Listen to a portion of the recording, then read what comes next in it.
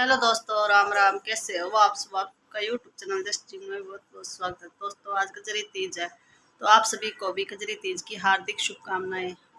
बहुत सी सुहागनें कजरी तीज का व्रत रखती है, तो मैंने व्रत रखा है। मैं अभी नहा ली हूँ, अभी नहा के मैंने सूट डाल दिया है और शाम को पूजा के टाइम में साड़ी पहनने वाली हूँ और मेहंदी भी लग गई हाथों में। तभी मैं सत्तू बनाऊंगी। मैंने मंगवाया था लेकिन नहीं मिला है, तो चने बुने हुए लेकर आए हैं, उनसे बनाती हूँ, देखती हूँ। दोस्तों, मान्यता तो यह है कि ये व्रत निर्जला रखा जाता है, लेकिन बहुत ज़्यादा गर्मी है तो प्यास भी बहुत ज़्यादा लगती है।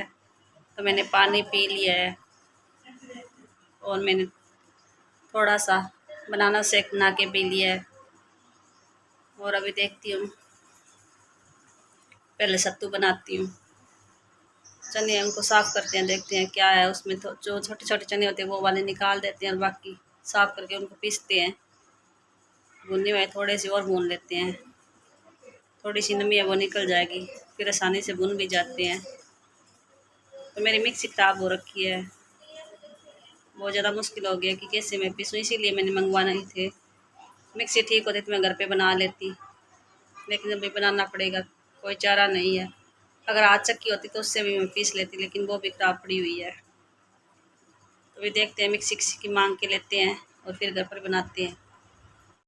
दोस्तों, सुबह मैंने बिल्कुल भी शूट नहीं किया, आज मेरा व्रत है कजली तीज का। तो अभी मैं सत्तू तैयार कर रही हूँ। चने मैंने पिसवा लिए है। वैसे तो दाल का या बेसन का आप किसी चीज़ का बना सकते हो, लेकिन मैं चने से बना रही हूँ। तो मिक्सी नहीं चल रही थी तो मैंने पिसवा कर मंगवाया है और अभी बना लेती हूँ सत्तू। कहानी में अभी टाइम है, कहानी सुनने में टाइम है, अभी तो 7 बजे हैं। लगभग 9 बजे के करीब चाँद निकलेगा, तब कहानी सुनेंगे। और नहा ली हूँ, साड़ी भी मैंने पहन ली है, दोबारा से नहा ली हूँ। सिर मैंने अभी धुला है, सुबह मैंने सिर नहीं धुला था। अभी बाल बहुत ज़्यादा गिले हैं, पहले सत्तू तैयार कर लेती हूँ। अभी सत्तू बनाना शुरू करते हैं। तो मैंने थोड़े से ड्राई फ्रूट कट कर लिए, थोड़े से इलायची दाने लिए और 2-4 लौंग लिए डेकोरेट के लिए, और घी भी मैंने गर्म कर लिया है। तो ये बनाने शुरू करते हैं। तो दोस्तों, मैंने बड़ा पतीला लिया है ताकि मैं आराम से मिला सकूँ अच्छी तरह। तो बेसन डाल लेती हूँ। दोस्तों, भुने हुए चनों को मैंने पिसवाया, ये देखिए बिल्कुल बारीक मैंने पिसवाया है। ये देखिए इस तरह से बहुत अच्छी खुशबू भी आ रही है। देखिए, आप चने लेकर आ रहे हो तो थोड़ा सा उनको घर पर भून लीजिए ताकि एक्स्ट्रा नमी है वो निकल जाएगी और आराम से फिर पीस सकते हैं। इसी के साथ डाल दें पिसी हुई चीनी। चीनी का इस्तेमाल किया मैंने। तो दोस्तों, मैंने चीनी भी पिसवाई है, पिसी हुई चीनी नहीं लेके आए। ये देखिए, आप चीनी घर पर पीस के ही मिलाइए मिक्सी से, बहुत अच्छा टेस्ट आता है। ये देखिए, तो दोनों चीज़ों को अच्छी तरह से मिक्स कर लेती हूँ एक बार, फिर इसके अंदर घी मिलाएंगे। चीनी का और इस्तेमाल करेंगे। पूरा मैं 1.25 किलो बना रही हूँ, चीनी बेसन और घी मिलाकर। मैंने घी लिया है, घी को अच्छी तरह से गर्म कर लिया है। ज़रूरत होगी तो मैं और ले लूँगी। घी भी अंदर डाल देती हूँ, एक बार इतना ही डालूँगी। और घी डालकर भी अच्छी तरह से मिक्स कर लेते हैं। इतना घी बहुत ज़्यादा कम है, बहुत सारा घी जाने वाला है इसमें। और घी और डाल देती हूँ। अभी थोड़ा सा घी कम लग रहा है मुझे, मैं थोड़ा सा घी इसमें और डालूँगी। दोस्तों, अगर हम सत्तू बना रहे हैं तो उसके लिए घी काफ़ी लगता है। आटे को पानी से गूँथते हैं उसी तरह से हमें घी से गूँथना पड़ता है अच्छी तरह से। तो बहुत सारा घी जाता है सत्तू बनाने में, तभी अच्छी तरह से सेट हो पाता है और लड्डू भी अच्छी तरह से बन जाते हैं। कुछ लोग लड्डू बनाते हैं, कुछ लोग वैसे सेट कर लेते हैं और कुछ लोग इसके पेड़े बनाते हैं और बीच में एक छेद भी निकाल लेते हैं, ढोकले टाइप बनाते हैं। तो हर किसी गांव की या शहर की, हर क्षेत्र की अपनी अलग अलग रिवाज होती है, किस तरह से बनाते हैं वो अलग अलग बातें होती है। और कुछ सवा सेर का बनाता है, कोई कितना ही बनाता है। तो ये हम अपने आप पे डिपेंड करता है कि हमने कितने का बनाना है, कितना हमने बोला है, या फिर ये तो प्रसाद होता है, आप अपनी इच्छा से बना सकते हो। लेकिन मैंने सवा सेर का बनाया है, तो इस तरह से मैं कटोरे में सेट कर दूँगी और ऊपर से डेकोरेट कर देंगे अच्छी तरह से। बीच में एक सिक्का रख देंगे छेद की जगह, इसमें छेद नहीं कर रहे हैं तो इसमें एक सिक्का रख देते हैं।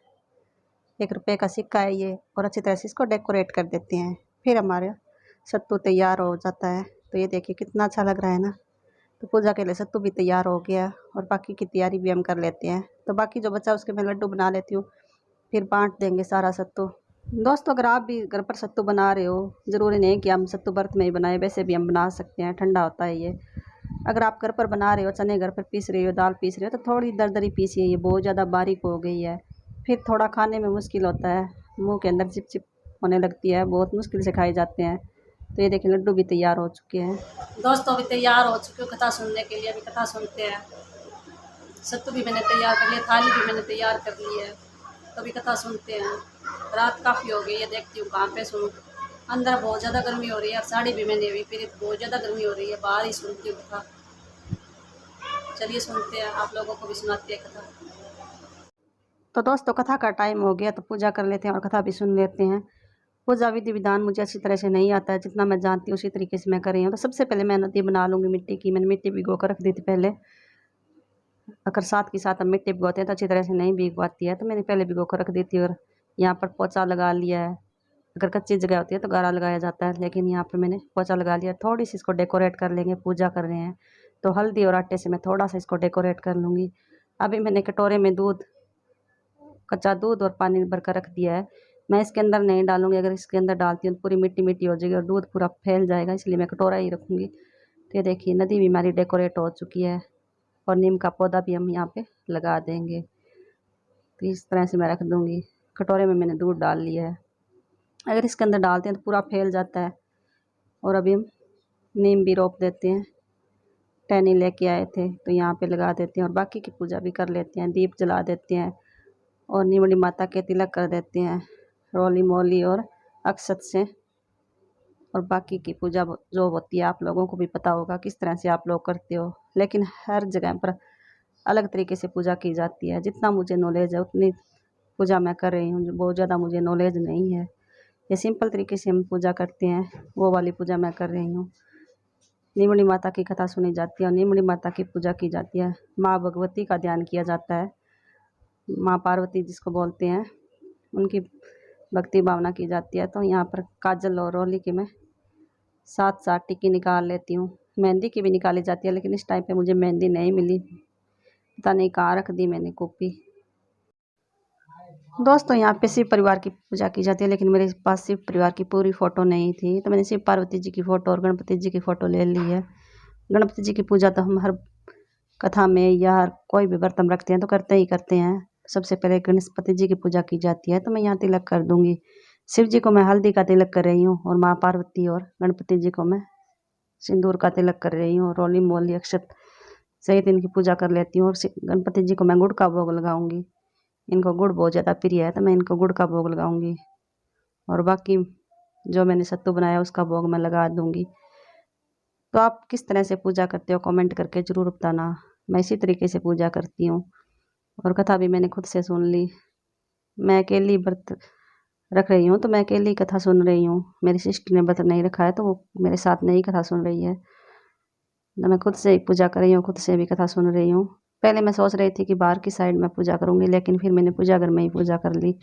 और दीप भी जला देते हैं और अभी कथा भी सुन लेते हैं। तो कथा सुनने के लिए मैंने गेहूँ के दाने हाथ में लिए हैं और साथ में थोड़ा सा गुड़। हम इसी तरह से कथा सुनते हैं, कथा सुनते टाइम हम गेहूँ के दाने हाथ में रखते हैं और सब चीज़ें अर्पित कर देते हैं। कहा जाता है कि नदी में से सारी चीज़ें जो अर्पित करते हैं उनको देखना चाहिए, लेकिन रात का टाइम है, कुछ दिखाई नहीं दे रहा है, तो अभी कथा सुन लेते हैं।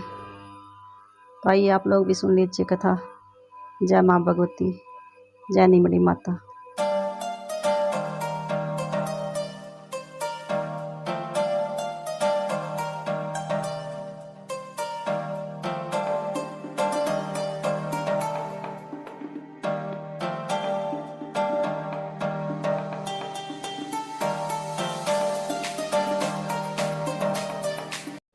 दोस्तों मैंने कथा सुन ली है, अब कथा मेरी हो गई है। गणपति जी की कहानी भी मैं सुनती हूँ, विनायक जी की, और एक कहानी जो सातुड़ी माता की होती है वो वाली सुनते हैं। तो इसको सातुड़ी माता, कजली तीज और बुढ़ी तीज के नाम, कई नामों से इसको जाना जाता है। राजस्थान में बहुत ज़्यादा इस व्रत को रखा जाता है। सावन तीज का व्रत इतनी धूमधाम से यहाँ पे नहीं मनाया जाता, लेकिन कजली तीज का व्रत यहाँ बहुत ज़्यादा धूमधाम से मनाया जाता है। ये कहूँ कि राजस्थान का करवा चौथ से भी ज़्यादा फेमस है ये त्यौहार, बहुत ज़्यादा धूमधाम से बनाया जाता है। तो मैंने ककड़ी, केला, सेब और नींबू पूजा में रखा है, इसी तरह से रखा जाता है। बाकी की जो पूजा आप करते हो उसी तरीके से मैंने भी कर लिया। तो पूजा मेरी हो गई है, अभी चाँद निकले में थोड़ा टाइम है, तो बाद में मैं चंद्रमा को अर्घ दूँगी। तो ये देखिए दोस्तों, चाँद भी निकल गया है।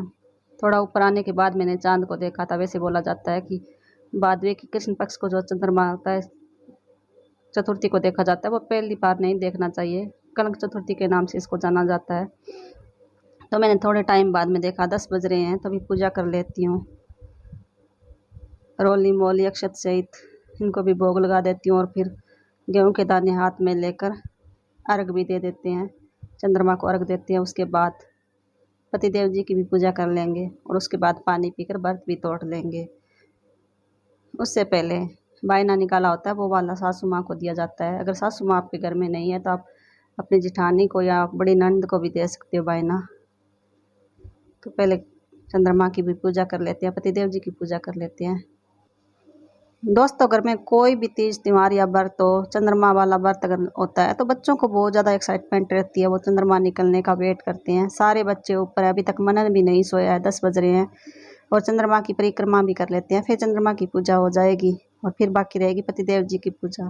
तो चंद्रमा की पूजा हो गई है, मत्था टेक लेते हैं और पूजा हमारी हो गई है।